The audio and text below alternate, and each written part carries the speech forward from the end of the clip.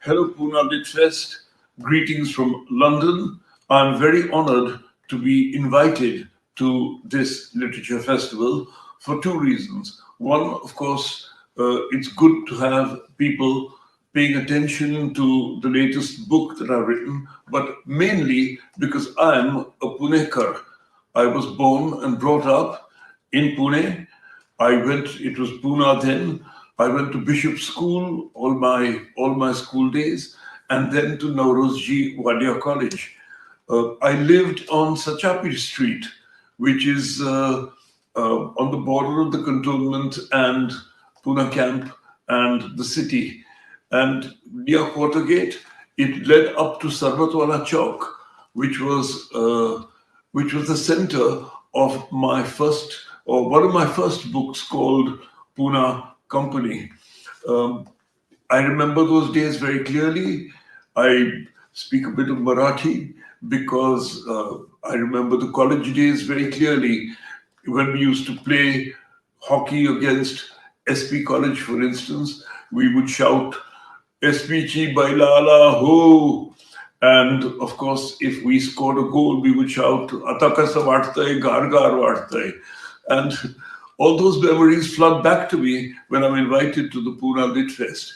I hope that this biography, which starts, of course, in Pune and then moves through all manner of stations where my father was in the military, was stationed, and then, of course, moves to London and my adventures and my acquaintance with people such as the Nobel Prize winner Vidya Naipaul, and of course my adventures or association for 10 years with the serial killer Charles Sobraj.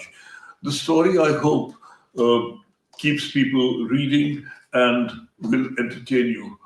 Thank you.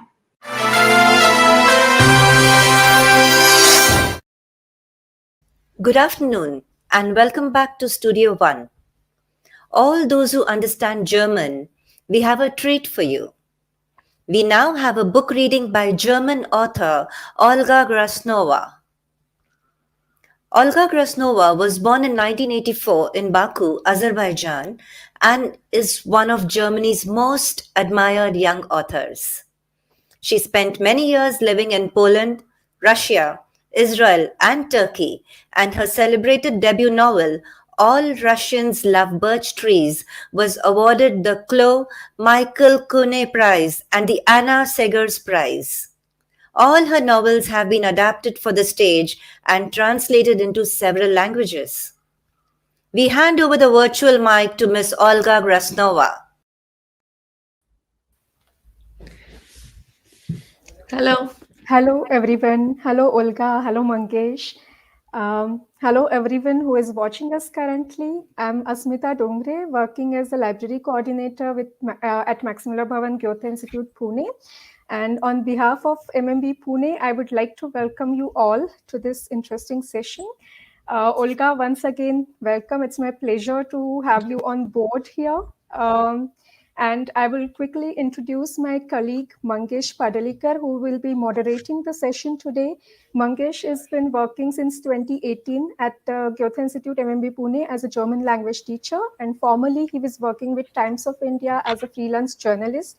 He also offers a dramatic reading of the book Little Prince since 2019. And he is avid reader and cinephile. I won't take too long because I'm eager to listen to Olga, and I'm sure the audience is as well. So I will hand over the word to you, Mangesh. Yes, thank you so much, Asmita, for your warm welcome. And I'd officially like to welcome also all our viewers who are watching us here today and are going to be listening to Olga's reading of her latest book, City of Jasmine. But before we begin and before we start with the reading, I'll just like to introduce also the book to our listeners so that we have some references while the reading is proceeding. City of Jasmine is a book that is set in Syria, which is a country at war.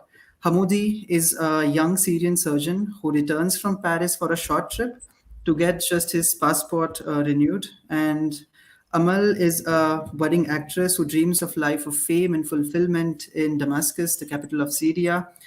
But the country is at war and they're confronted firsthand with the war, and they have several questions ahead of them. Then the questions are, will they stand up against the regime, against the Assad regime, and face the consequences and take part in the revolution, or will they find other ways to live and fulfill their dreams? I give the word to Olga and I request her to read a passage from the book City of Jasmine for all of us.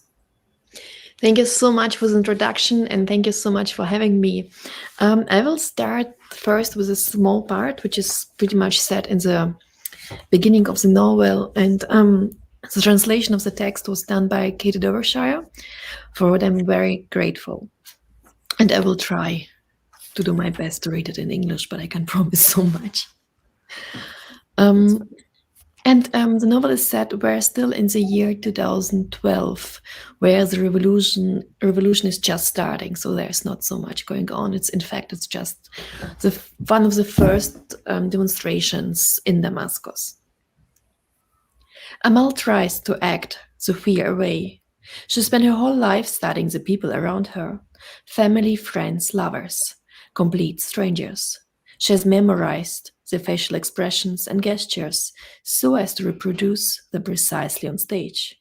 She has learned characters, vocal pitches, and emotions. Even as a tiny child, not yet capable of speech, she imitated people. And yet it took her a long time to admit she wanted to be an actor. She thought she wasn't talented or pretty enough for the stage. She thought her hips were too wide, her nose too long, and her voice not firm enough. Aside from that, her father always implied acting was not a good profession for honorable women. Amal got a degree in English literature, but books weren't enough for her, so one day she auditioned for the prestigious Institute of Dramatic Arts. All that seems a long time ago now. Fear has settled in like a parasite, building a nest inside her ribs. Amal knows exactly what might happen to her, but she doesn't know when or whether it will come about. And it's this uncertainty that makes her tremble. Too many people around her have been arrested or tortured or have simply disappeared, which amounts to the same thing. Damascus is a noisy city, messy and hectic, overflowing with buses and taxis hooting, and yells of street vendors, the humming of air conditioners on the outsides of houses, all mixed with the loud music streaming out of bars and car windows. In Damascus, a person can drown in history and its superlative. Today saw the city submerged in uncanny silence. No traffic, no conversation, not even a whisper to be heard. The sky stacked in grey clouds. Amal keeps looking over at the Secret Service man, her body registering every movement and sound. The curtain in a window of the house opposite twitches. An old woman is trying to peer around the heavy damask drapes as slow as possible, and at that moment Amal decides she never wants to hide behind a curtain again, not today, not tomorrow, and not in 40 years' time. And the only way to achieve that is to stay put in the square, come what may. The first demonstration took place 2 days ago. It was the first time since winter that the air had felt mild, almost warm. Amal and a few of her friends headed to the parliament building with A4 cardboard signs. Amal's scarf was pulled down low over her face. They hadn't dared to take the placards out of their bags. At the end of the demonstration, they avoided eye contact and expressed as quickly as they could. They were ashamed to be running away secretly after demonstration while people in other countries were setting themselves alight. During the early days of the revolution, the optimists thought the global media and Al Jazeera would report on their demonstrations. They didn't think the international community would abandon them when they were only depending of the state, what it seemed the rest of the world wanted out of it. 2. Not one was really thinking of topping the regime. They merely wanted reforms. A few minor concessions. People were sick and tired. Amal was tired, her brother was tired, her friends, her fellow students, acquaintances, strangers in the streets, the entire Bulgar bohème was sick and tired. They were sick and tired of the corruption, the secret service's arbitrary decisions, their own powerlessness and permanent humiliation. They were sick and tired of all public libraries, airports, stadiums, universities, parks, and even kindergartens being named after the Assad. They were sick and tired of their fathers, brothers, and uncles mouldering in jails. They were sick and tired of the whole family having to chip in to buy the sons out of the military service, while the North American teenagers on cable TV were given cars by the parents and traveled the world. They were sick and tired of reciting Assads for all eternity every morning at school and swearing to fight all American Zionists and imperialists. They were sick and tired of memorizing Assad quotes in political education classes and then filling in the gaps in the right order for their tests. They were sick and tired of being taught in military education to dismantle and reassemble a machine gun. They were sick and tired of being treated like animals. And above all, they were sick and tired of not being allowed to say any of this out loud. Amal's generation was the first to know nothing other than the Assad's clan's totalitarian rule. Unlike the parents and grandparents who well remembered the endless putches before Hafez al-Assad seized power, or the 1982 massacre of the Muslim Brotherhood of the Muslims brothers in Hama, a clear signal from the government that it was not to be trifled with. Since then, the Assad regime had behaved like an establishment ordained by God. More than that, Bashar al-Assad is greater than God, or at least that's what's implied by his omnipresence in that of his father, brother, wife, and 3 children, with portraits in even the furthest corners of the country, like scarecrows to frighten and dispel the subjects. The next demonstration. Out of the corner of her eye, Amal spots the Alawi actor Fadwa Soliman, a woman she's long admired, and for a moment she sighs. The sights reassures her. She takes a deep breath and wraps one hand around the other to stop the trembling. No one knows what will happen next. The regime might make an example of the demonstrators this time, arresting them all or using violence to break up the crowd. After a long time during which the demonstrators do nothing but stand together and watch the Secret Service man, a small man in an oversized leather jacket, leaves the group and heads for the nearest cafe. He's one of the most high-profile artists in Syria. Amal and around 20 others tail after him like a sort of children, relieved to have evaded danger. Al-Rawda, meaning Garden of Eden, is a traditional Damascus cafe, serving alcohol in small dishes, frequented primarily by opposition activists, gays, lesbians, young lovers, and petty criminals. The demonstrators gather in the garden, which sometimes does seem like a paradise, with its impressive marble arches and palm trees. They talk openly, albeit in extremely hypothetical form, about concessions by the regime, and they flirt more blandly than ever. Having greeted everyone she knows, Amal goes to the toilet, runs cold water over her wrists, splashes her face, and breathes deeply in and out. Her body shakes as the tension leaves her. She is astounded. The demonstration went so calmly. Amal has never felt as thought she belongs to a particular group, but for the first time the thought of doing so doesn't unsettle her. Thank you.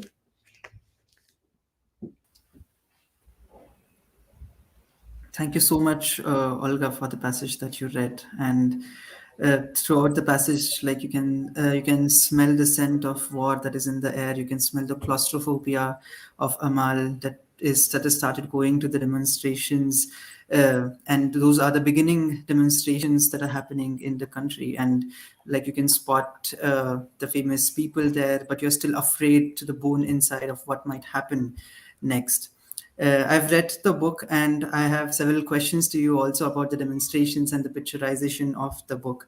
The book handholds us through the war in Syria throughout. I mean, it handholds us through several demonstrations and the consequences and several other things that happened during the entire war. And we as readers we are projected to all these experiences through the eyes of Hamoudi and Amal. And we witness every step of it, every step of the smallest demonstrations through their eyes that are first-hand experiencing the war. I'd like to know what kind of research went into writing such an intense account of the war. How was the research that you did pre-writing the book? Could you visit Syria? Could you also talk to people who have experienced war? How was it for you? Well, it was quite a long research. Like, I have first maybe to say that my husband is Syrian, and I met him in 2013. And when I met him, I didn't really know so much about Syria, or maybe almost barely nothing. And then I just started to read about Syria just to know what's going on or where it is and how the situation is. And then, of course, things developed not quite well. And for me, always, like, when I start to think, I need to take notes, otherwise I can't properly think. And of course, other fiction writers, on a certain point, I start to tell myself stories. So somehow I ended up with half of this book written without really meant to write a novel. And then I decided, okay, maybe if it's already there, maybe I should just try it and try to write it. And then I start to do proper research. So I read everything I could get, and back then it wasn't that much, at least which was published either in Russian, English, or German. And then I started to do a lot of interviews with people I know, people I don't know. We've been looking on Facebook for people who are willing to tell me the stories. And I was lucky enough to have access to archives of journalists, of documentary journalists. So I could use their videos and have a look on it. And I went to Turkey for 7 months. I was in Greece, and I went to Lebanon to do research on ground, but I never went to Syria. Mm-hmm. So you were never in Syria for the research. But the parts of the book have been very detailedly painted, especially the city of Damascus, and then there is also the resort that has been painted. There's this one particular scene in the book where Amal takes a long walk, and that's her last walk through the city, and she describes the street, and she describes the shops, the colors, the people, the everything of that street. So how could you materialize so much of detail into your writing? Is it a part of fiction that is there, or is it also true to the detail? How has been the writing process? Because the book is very strong on narrations as well, yeah. And this is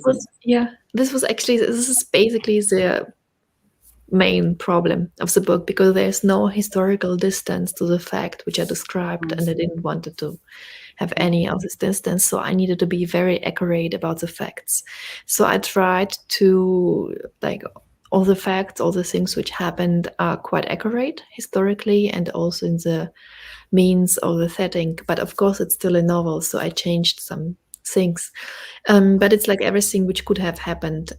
And Google Earth is quite a big help, especially in having the, at least back then when it was still any, for example, nothing of the resort, almost nothing of the city is left anymore. But with Damascus, I think most of the things are still existing in the way they are described in the book. And then I asked a lot of people who exactly knows how to go from this street to the other streets, and I could use a lot of photographs. I could use Google Street View, which is quite a good help. And so I tried to be as precise as possible. That's very interesting, because for all the readers who will also probably read the book after this session, you'll see the description of the book that is very strong, and it feels like you're actually in Damascus, and that you're actually in Deir ez-Zor with Hamoudi and Amal.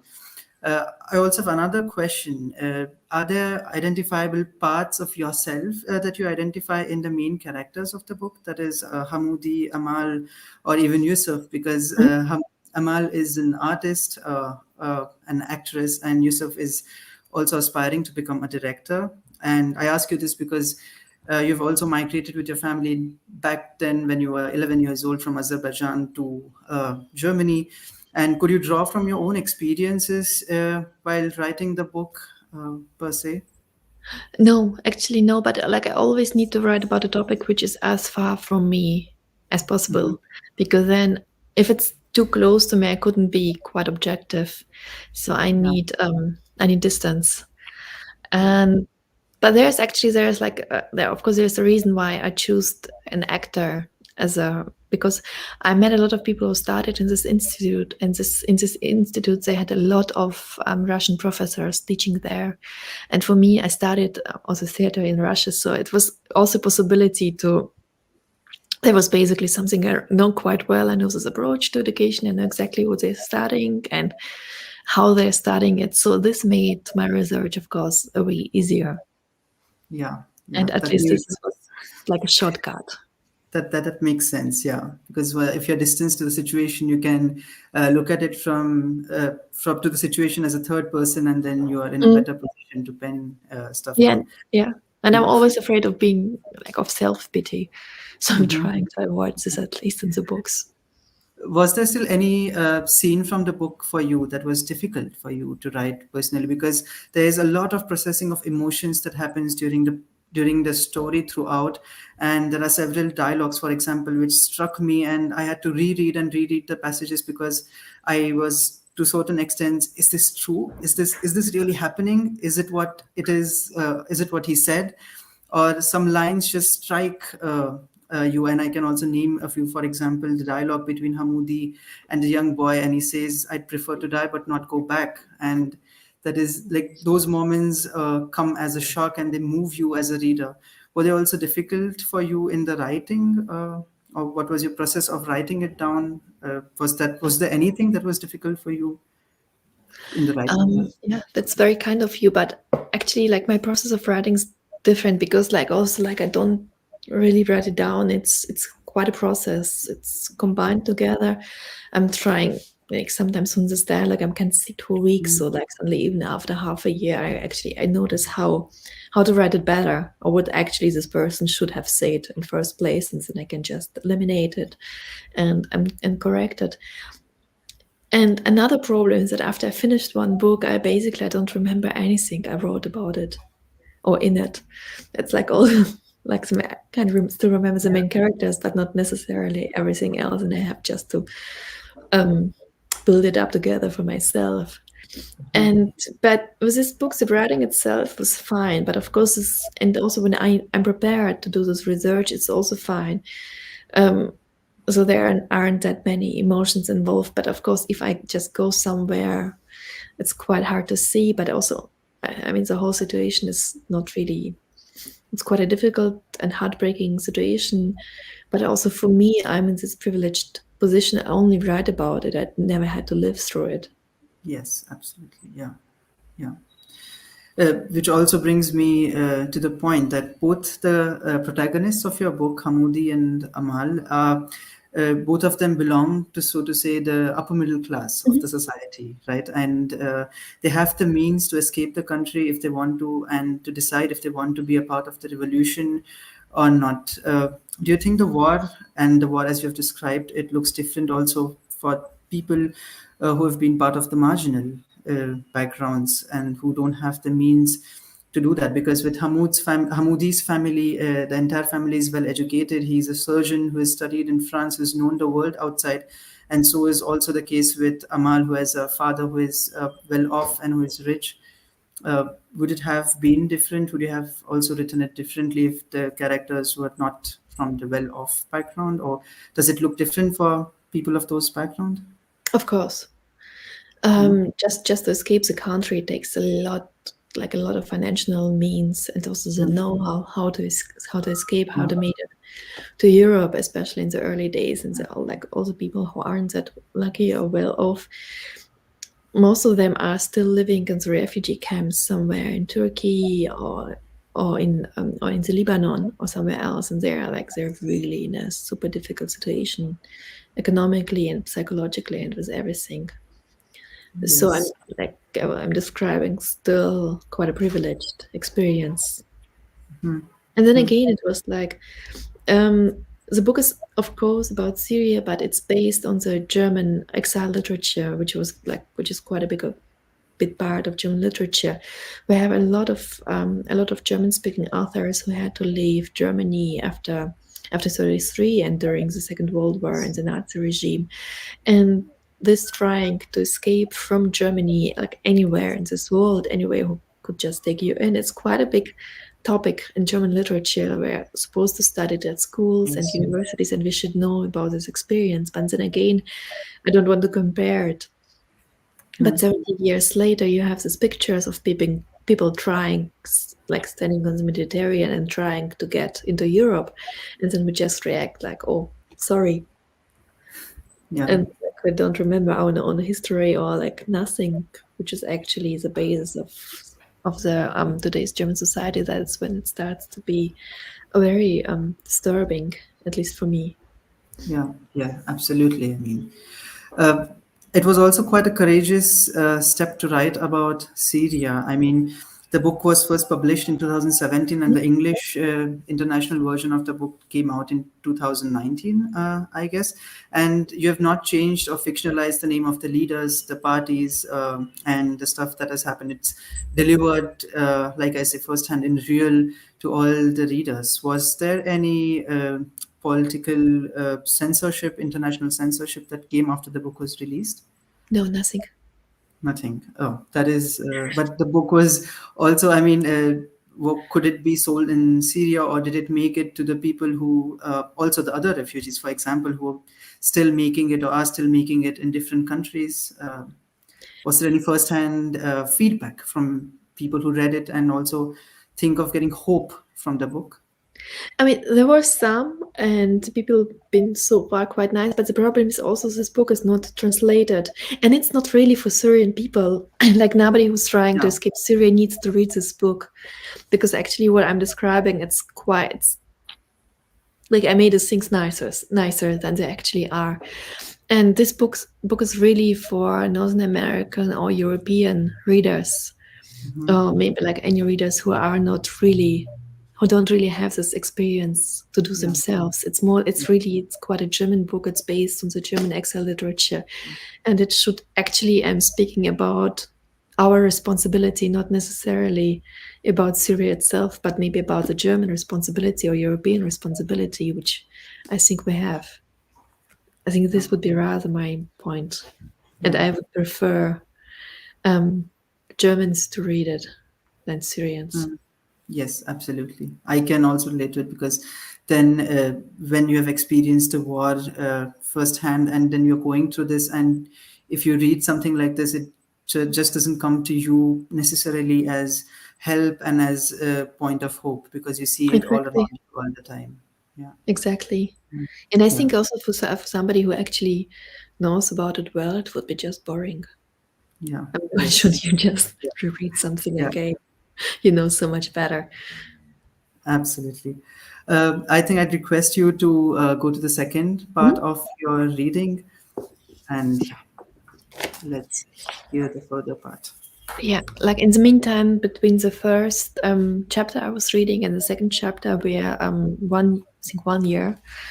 It's already 1 year ahead, and the revolution is now quite violent. And Amal discovers that her father is having a second family, and in this family there is a brother. Like Amal has a brother she didn't really knew anything about before, and his name is Nidal, and Nidal has to serve in the army, and he's sent to Derizor, the other city where the narration takes place. The end of September sees in the lowest season in Derizor. Temperatures fall to a bearable 29 degrees, and a gentle wind blows through the streets. Children have gone back to school. Mothers can finally relax after the long summer holidays. And fathers plan the last family trip out to the desert for hunting and barbecues. These weeks are the most peaceful time of the year, usually. Nidal's unit has been relocated, now tasked with guarding the resort military airport, and there is nothing in the world Nidal cares less about than the airport. He spends most of his time alone writing letters to his half-sister, not emails but real letters, written on yellowish Syrian paper of inferior quality. He writes that their father is an asshole and his mother a tyrant, and he's sorry he only met a man so recently, but perhaps they can get to know each other now.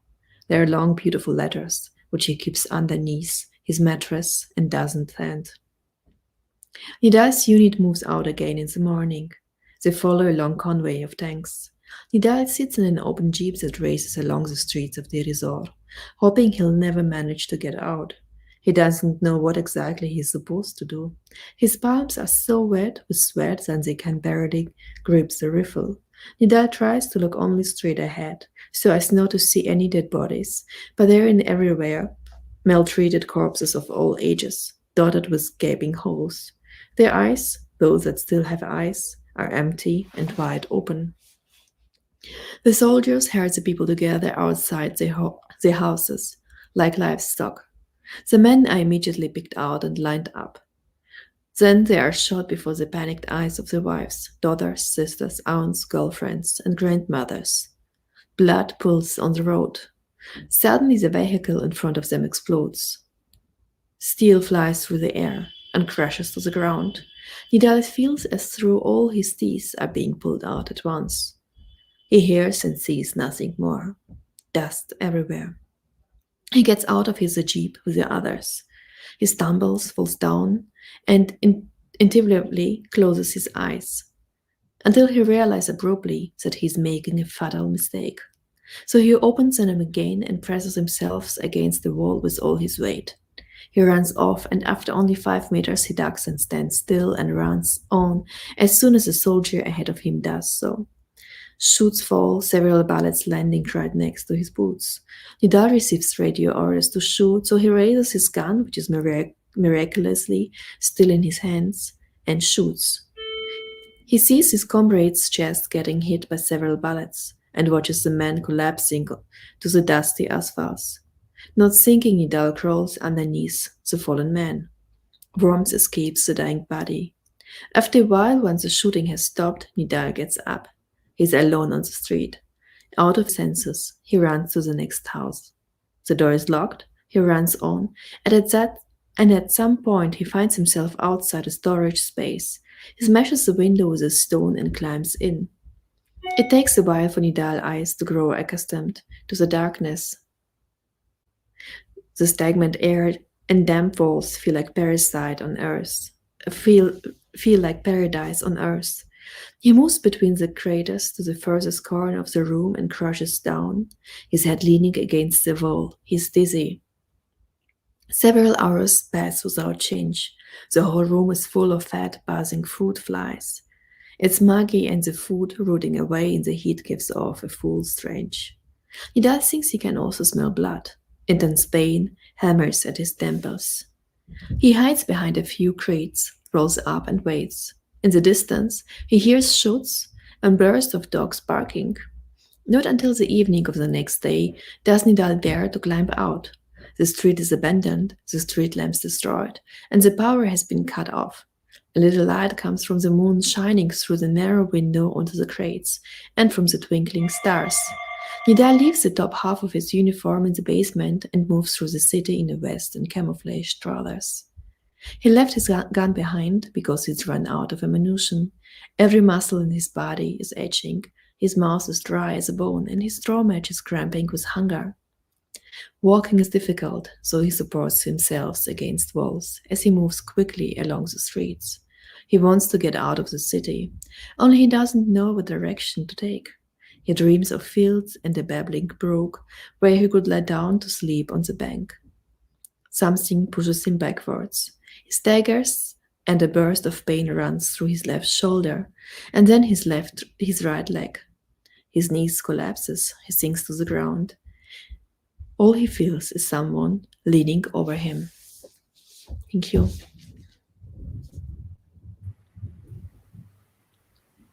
I really have goosebumps. I mean, I really do have goosebumps. I read it, and I'm re-listening to it, but it's still the same. Yeah. Thank you.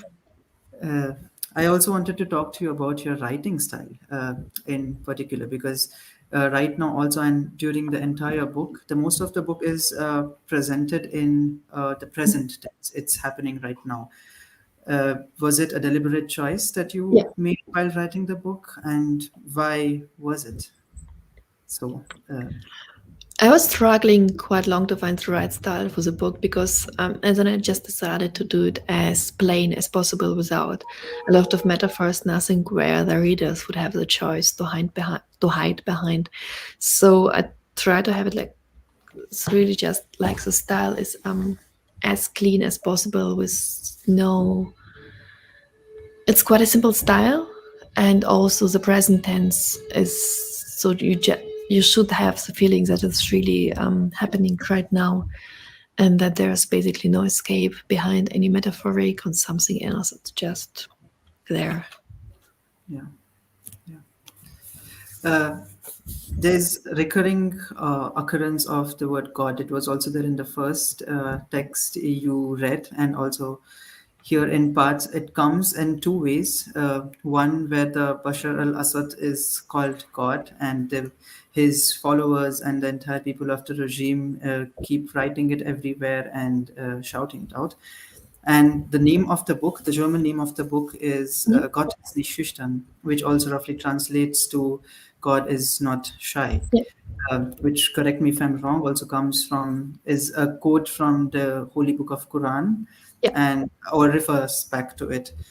The choice of getting the English book, the name, the City of Jasmine, was it again a deliberate choice, and why was it different? Because the name God is not shy comes also as a very strong name, and also justifies the entire intensity of the book, if I might say. Yeah. It's quite interesting. My British publishing house wasn't sure if you can really translate it into English, and they thought it sounds quite awkward in English. And so we looked for another title, and then they came up with this proposal, and I decided to go along. Okay. And the title of the German book, it was quite a long journey because the book was already about to be printed, and we still didn't have a choice or title. And then my husband suggested this title, which is indeed in the Holy Book of the Quran. And I thought it fits very well because it always seems like the conflict in Syria is about religion, but actually it's not. It's just about different political interests and power and money. And also when Bashar al-Assad, actually when his father came into power, he always made sure that the way he presents himself is rather a god than a normal person, like a normal politician. Say everywhere his posters are hanging in the whole country. There is no escape from him or his family. And as a young man, he was visiting Soviet Union, where of course he saw the whole iconography of the Russian or the Soviet leaders of the party, which doesn't come by accident, because Stalin himself, who came up with this iconography, he was trained first as a priest, and of course he just replaced the Orthodox icon with himself. And so this whole new idea started. And then it came to Syria, it came to the whole Eastern Bloc, and also to North Korea. And that's why I thought, and also when Bashar al-Assad came into power first, the whole Western media was quite excited about him and quite positive, and they thought, and the reason why they've been so positive about him was because he was so shy. So they thought a shy dictator can't be that bad. And I thought maybe this is as a combination of these two main reasons, it might work as a German title at least. Yes. And the Assad family has been in power in Syria since 1972. Am I correct? And For a long time. yes, and the Bashar al-Assad came in power in 2000 and then has been in power ever since. And in fact, in 2021, he was re-elected again with 95% voting from the country, which obviously the international community and the United Nations criticized to be dramatically manipulated elections and everything. But the war is still on, and the situations that you describe that are being spoken of in the novel are still everyday situations in cities like Damascus and cities like Deir ez-Zor. So it's something which is also not ended, which also makes it very scary at one end, but also what is contemporary as a struggle for us. Yeah. And the scariest part for me is also what happened to Europe actually after this, because now the thing the European politicians are more scared about it's the refugees, to take refugees in, or that there might be some refugees coming in. And we have now there's a horrible situation now on the border between White Russia and Poland, and we're talking maybe about like a couple of hundred of people.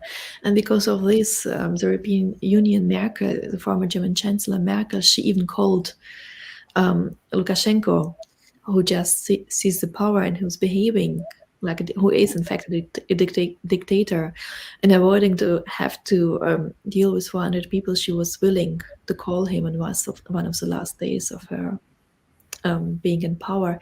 And now it's like the thing, like Germany also was behind this pact between Turkey and European Union, which prevents refugees from coming to Germany. And I think it's quite a shame.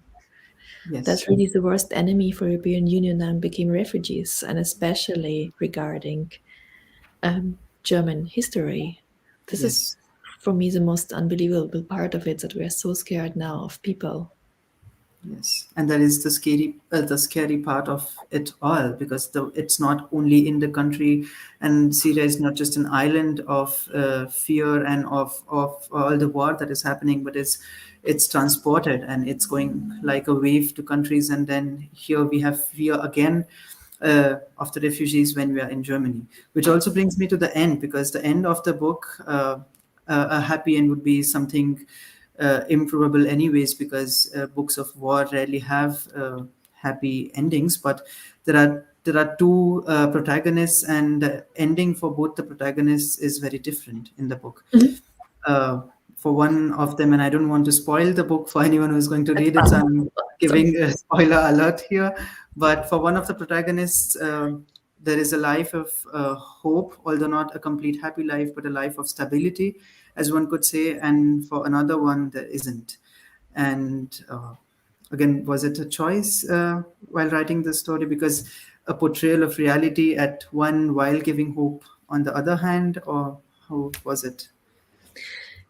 Yeah, I mean, the way the book is built, it's two different parts. One is very closed on Amal, and the other one is very closed on Hamoudi. And of course, as a reader, you always have these expectations, and they will meet, also because it's a male and a female characters, and of course you're trained on having these expectations of them coming together and falling in love. And I tried to wait as long as possible to let their first in the beginning they're meeting again, and quite in the end of the book they're also meeting again another time. And I was trying to play also with these expectations, what will happen between of them. Of course, after such experiences in the war, it's not possible for them to fall in love and just become happy ever after. And I think I will spoil myself. Hamoudi dies, and this was also quite clear from the beginning. I think that he has to die. I thought quite a long time, I thought he will die earlier, but then I decided he can stay alive a little bit more. And also this was for me a clear ending, and with Amal, I wasn't really sure. And then also her life is actually in the end, it's changed dramatically. And she's also, of course, it may look like her further life might be stable, but in fact also because he has also quite a big secret in the end, it won't be that stable at all, and her relationship is broken. Actually, basically, almost everything is broken in the end, which is, I think, unfortunately, is quite a realistic. Yes, approach. ending. Yes, absolutely. The writing of your book is also very scenic. Like the story moves ahead from scenes to scenes. And while I was reading, I had this question: did you also have a background thought about having this made into a movie? Because I know your latest, the other book, All Russians Love Poetries, is now being converted into a movie, and it's in the middle of shooting right now. So, do you think, or did you have this thought while writing? This book? Not while writing, but of course it would be. I mean, it's always great if your work is transformed into something else, and of course, I would love to have it also been transformed into a movie. But unfortunately, it's not my decision. There needs to be a company, a movies company, which decides to turn it into a film. But I would be very happy if it comes so. But If it was so far, there are no plans about it at all. Okay, wonderful. I think I want to also go to all our viewers, and if there are any questions from the viewers and our listeners here today, and they want to ask questions to Olga, yes, the comment section is there for you, and we'd be happy to pose your questions to Olga. Mangesh, at the time being, we cannot see any questions in the comments, so we can Okay. proceed with our questions right now. I'll let Oh. you know if we see questions in the chat. Yeah. Okay, that works perfectly. What has been your personal journey of writing? Because you came to Germany when you were 11 years old, and from sitting in a German school where you had to learn the language from the basics from the scratch, to being an author of 3 books and winning several literary awards. What has this span been for you? Well, How has it developed? It's a very broad question, I get it, but yeah. No, not at all. It's quite an interesting question, and I think there's a big difference between me and you. Like, you're also working as a German teacher, Yeah. so you chosen the language for yourself, German, I guess, right? Or was it a Yes. choice for you to learn reading, or did it came by heritage?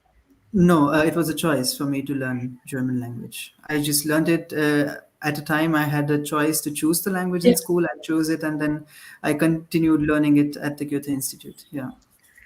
Like, yeah, like, it's maybe not the best saying it in a good institute, but like, I never. German is not the language I chosen for myself. It's just a language I speak best or can write. The only language actually I can write in. And when I was like, I grew up with Russian, but then I came to Germany, and my school education became German. So nowadays it's the only language I can write in, or like properly, which is the only language I know properly. But I still have this feeling that it's actually not the language I wanted to write in, or not the language I choose for myself. Of course, if I would have the free choice, I would immediately have gone for French or for English or like for something. But as a citizen with an Azerbaijani passport, there's basically no choice in life. And in the end, it's good we could at least immigrate to Germany. So it's already fine. But then, yes, and I started to write. I was always writing, but I never really took it seriously. It was always like more just writing maybe a couple of sentences and then forgetting about it. And then in the school, there was basically nothing I could do better than writing. And like nowhere, there was like no hope to put me into med school. There was no hope in music and ballet and anything. So I started first to study history of arts, which already shows you that basically there's certainly no med school or exact sciences for me. And then I just figured out by quite coincidence that there in Leipzig there's Institute for Creative Writing. It exists, and at that time being, it was the only opportunity to study creative writing in German. And then I just applied there. I never thought it was going to take me, but from then on, everything worked out actually quite easily. Knock on wood. And I was taken there. I started there. Then my first novel, All Russian Loves Birch Trees, it was almost my last the thing I was working on in my my bachelor's thesis, and then quite a while after, maybe like 1 year. 1 year after I finished my studies, or maybe 2 years, the book came out, my first novel, and then I kept on writing. But it never feels like, I'm very grateful that I can make a living as a writer. And I think especially since the lockdown, I'm quite sure about my choice of my profession. So I realized also that also the rest of it is fine, which comes with it. And yeah, but with the languages, it's still a struggle. Like I Yes. struggle over it, and with this, every single book, it's quite a struggle. And I have also to admit, I don't like writing at all. Uh-huh. It's always like I try the whole day to avoid it, just to sit down to open, like I would do everything else, but actually sit down to write. But it's still a very good feeling afterwards. Like if the book is actually there, if it's finished, or at least half finished, it feels always good. But I'm still, like, it's actually behaving like a toddler, trying not to do it. But when you write, then do you write in stretches of hours, or do you have short patches of writing when ideas come to you, you note it down, and then you materialize them into longer fiction or non-fiction formats whenever you sit for your writing? Both. I have two small, like I have two kids, so the working hours are quite clear. When they're in the school, I have to work, or at least at night when they're asleep. And this is quite like sometimes when I'm bringing them to their afternoon activities, so I know exactly I have now 90 minutes to go in the cafe and to read a book.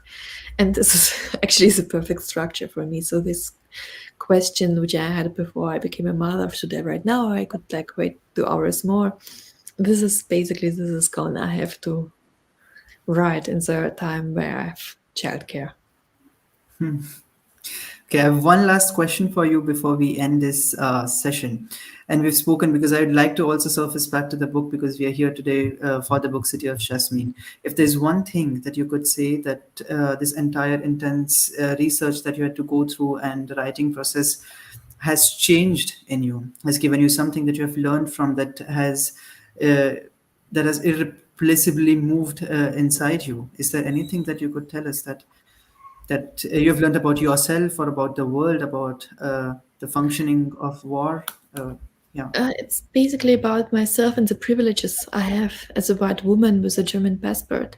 It was like every time when we went to Syria, every time we went to Turkey, and we saw a lot of like, there've been a lot of Syrian children asking for begging on streets for money.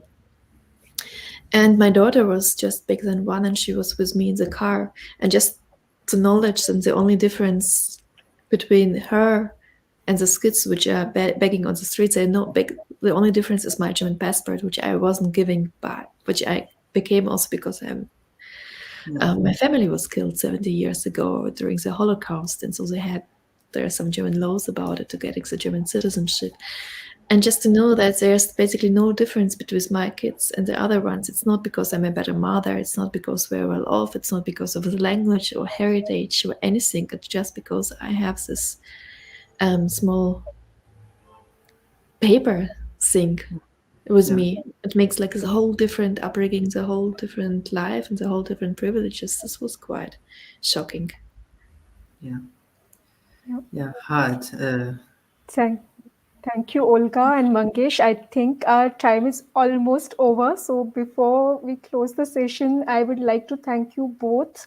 This was very interesting to listen to your insightful conversation. And Olga, as Mangesh rightly said, I really had goosebumps when you were reading. And I'm sure most of our viewers will also be interested in reading the book again. And I thank you both, and also the PILF for giving us this stage here. Olga, it was really an honor to have you on the board. And Mangesh, thank you for the precise and wonderful moderation. Thanks a lot. Thank you very, very much. Thank you, Mangesh. Thank you. Thank you. Thank you. Thank you, Olga Grjasnowa, for sharing some pages of your book, and thank you for being our PILF guest. Our next session begins in 15 minutes. Please join us for Conversations on a Cozy Winter Evening at 5:30 p.m.